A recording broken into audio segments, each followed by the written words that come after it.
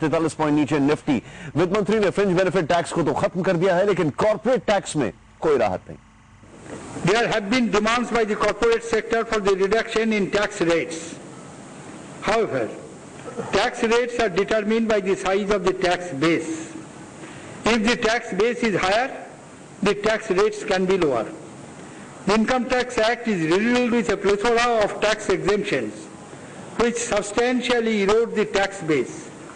The extent of this erosion is presented to this House in the form of a revenue foregone statement. The growth in the direct tax revenue foregone is relatively higher than the growth in the direct tax revenues. Accordingly, I do not propose to make any change in the corporate tax. और वित्त मंत्री जब ये कह रहे थे तो उनके चेहरे पे एक मुस्कुराहट थी, लेकिन सिक्योरिटी ट्रांजैक्शन टैक्स भी नहीं हटाया गया है और अभी कई चेहरों पर मायूसी है। उनमें से एक चेहरा हमारे साथ भी इस वक्त बैठे हुए हैं। मनोज हमारे गेस्ट हैं, स्टॉक मार्केट एक्सपर्ट हैं। मनोज, क्या समझा जाए? कॉर्पोरेट टैक्स में कोई बदलाव नहीं, सिक्योरिटी ट्रांजैक्शन टैक्स में कोई बदलाव नहीं, और स्टॉक मार्केट ब्लीड कर रहा है पूरी तरीके से।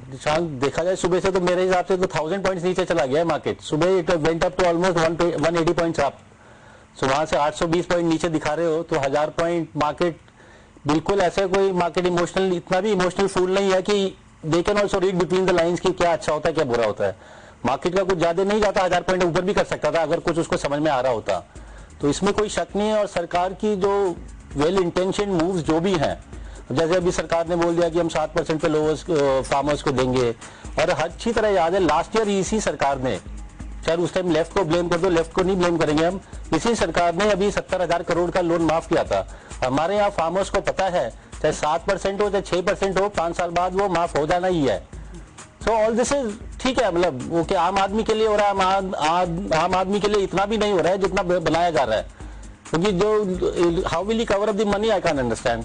अनाउंसमेंट में तो मैं भी बोल सकता हूँ कि मैं आज मर्सिडीज ले लूंगा, ये ले लूंगा, where do I get the funds from, which is not very very visible. Intent जरूर है, इंटेंट तो होगा क्योंकि मैंने 5 साल चलाने हैं, इससे अच्छा ग्लोरीफाई। मैं यहीं पर यहाँ पर आपने जो पॉइंट बोला इसी को थोड़ा आशीष के पास लेके जाऊंगा। Ashish, where will you get the money from, कहां से आएगा पैसा? एक बहुत बड़ा सवाल यहाँ पर आशीष ये है कि अभी थोड़ी देर पहले वित्त मंत्री खुद कहते हैं कि जो हमारा डेफिसिट है वो 6.8% का है, लेकिन अमेरिका से तुलना की जाए तो उनका 11% है।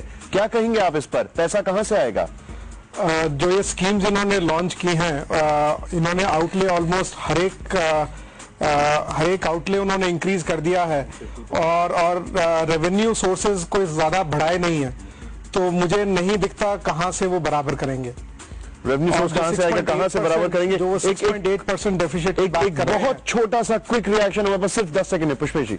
नहीं, मुझे लगता है कि वो ये तय कर रहे हैं कि घाटे का बजट पेश करेंगे और इसमें नया क्या है, तो फिर जब खुल गई लोई तो क्या करेगा, कोई वाली मुद्रा है, घाटे का बजट पेश कर रहे हैं और इसमें नया क्या है, तो वाकई में माना जा सकता है कि इतना डेफिसिट भी बर्दाश्त किया जा सकता है। बजट में कुछ लोगों के लिए खुशखबरी भी आई है, वहीं क्या कहना है प्रधानमंत्री का अपनी नई सरकार के पहले बजट के बारे में, बताएंगे एक ब्रेक के बारे में।